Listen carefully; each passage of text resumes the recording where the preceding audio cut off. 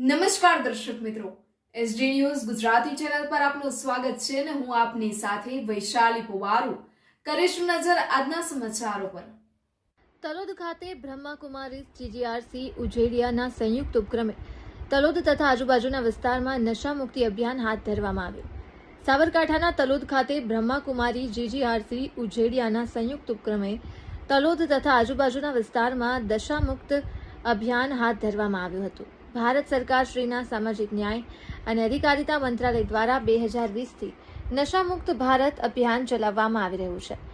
નામ સરકાર શ્રીના અભિયાનને વેગ આપવાના હેતુથી તેમજ સ્વર્ગીય પ્રકાશ માણી દાદીની આગામી 23 ઓગસ્ટે પુણ્યતિથિ નિમિત્તે ભારતભરમાં તારીખ 6 ઓગસ્ટથી 20 ઓગસ્ટ સુધી વિશેષ ઝુંબેશ ચલાવીને નશામુક્ત અભિયાન અંતર્ગત 10 કરોડ નશામુક્તિ પ્રતિજ્ઞા મહાઅભિયાનનો સંદેશો આપવાના ભાગરૂપે બ્રહ્માકુમારી તલોદ અને જીજીઆરસી ઉજેડિયાના સંયુક્ત ઉપક્રમે તલોદ તેમજ આજુબાજુની શાળાઓને આવરી લઈ નશામુક્તિ અભિયાનનો સંદેશો આપવામાં આવ્યો।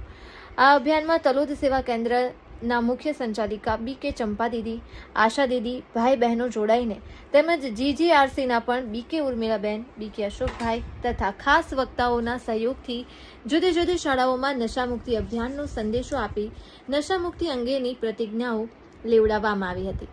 ગતરોજ Talod arts and commerce college, science college, C D Patel high school તેમજ ચિત્રાણી નર્સિંગ કોલેજમાં નશામુક્તિનો સંદેશો આપવામાં આવ્યો હતો।